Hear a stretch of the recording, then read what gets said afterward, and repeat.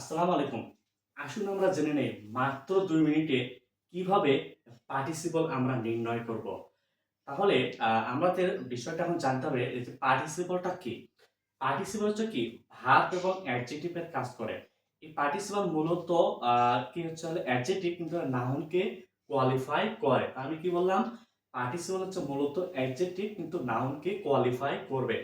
এই পার্টিসিপল হচ্ছে কত প্রকার? ৩ প্রকার। প্রেজেন্ট পার্টিসিপল, পাস্ট পার্টিসিপল এবং পারফেক্ট পার্টিসিপল। তাহলে এখন আমরা জানবো যে প্রেজেন্ট পার্টিসিপলটা কি?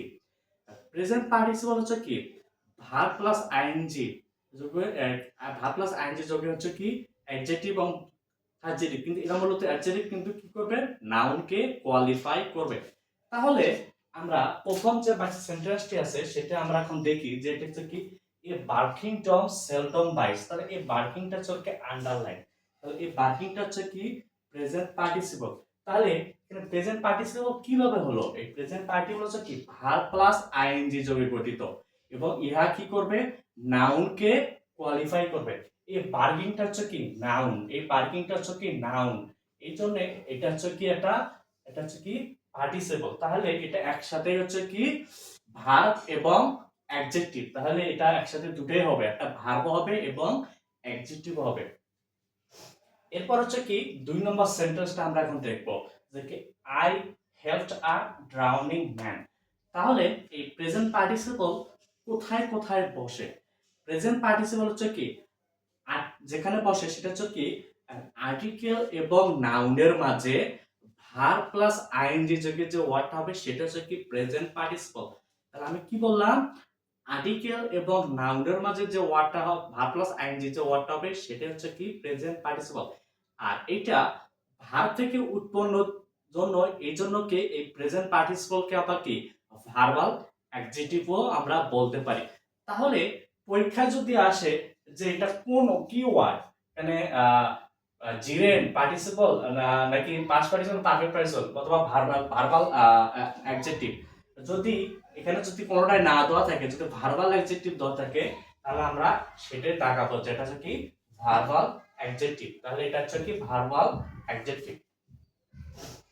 এরপরে পার্টিসিপল যেখানে বসতে পারে আমরা ৩ নম্বর সেন্টেন্সটি দেখব সেটা হচ্ছে কি কোনো ইন্ট্রানজিটিভ ভার্ব যেমন গো, কাম, লাই, রান, এই যে ওয়ার্ডগুলো আছে আমি কি বললাম গো, কাম, লাই, রান, এই যে ইন্ট্রানজিটিভ ওয়ার্ডগুলো আছে এরপরে যে ভার্বটা থাকবে সেটা হচ্ছে কি প্রেজেন্ট পার্টিসিপল। তাহলে he came, the rain came pouring down in torrents, কি ঝমঝম করে বৃষ্টি আসলো। এই কেমটা হচ্ছে কি ইন্ট্রানজিটিভ ওয়ার্ড, এরপরে যে ওয়ার্ডটা আছে সেটা হচ্ছে কি প্রেজেন্ট পার্টিসিপল। এরপরে আমরা ৪ নাম্বার সেন্টেন্সটা দেখব হি স্ট্রেট অন মাই গোইং দেয়ার। তাহলে প্রেজেন্ট পার্টিসিপল আবার বসতে পারে কোনো প্রিপজিশন এবং পসেসিভের পরে। আমি কি বললাম? কোনো প্রিপজিশন এবং পসেসিভের পরে যদি জিরান থাকে তাহলে সেটা হচ্ছে কি প্রেজেন্ট পার্টিসিপল।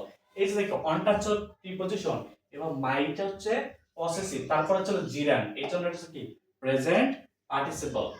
এরপরে ৫ নম্বর সেন্টেন্সটা suddenly finding himself alone he became frightened।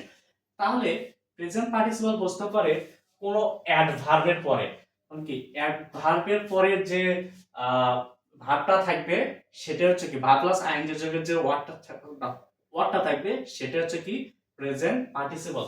তাহলে সেখানে ফাইন্ডিংটা হচ্ছে কি প্রেজেন্ট পার্টিসিপল, এখানে সাডেনলিটা হচ্ছে কি অ্যাডভার্ব, সাডেনলিটা হচ্ছে অ্যাডভার্ব, এরপরে ফাইন্ডিং হচ্ছে ভার্ব প্লাস আইএনজি, এর জন্য এটা হচ্ছে কি এটা হচ্ছে পার্টিসিপল, প্রেজেন্ট পার্টিসিপল। এরপরে number ৬ riding A horse he went to distant place. তাহলে এখানে কি বলছে রাইডিং এ হর্স, ঘোড়ায় চড়ে he went to distant place, মানে কি সেটা দূরবর্তী স্থানে গিয়েছিল। তাহলে প্রেজেন্ট পার্টিসিপল বুঝতে পারা হচ্ছে কি কোনো দুটো সিম্পল সেন্টেন্সের শুরুতে যে সেন্টেন্সটা থাকবে সেটা হচ্ছে কি প্রেজেন্ট পার্টিসিপল।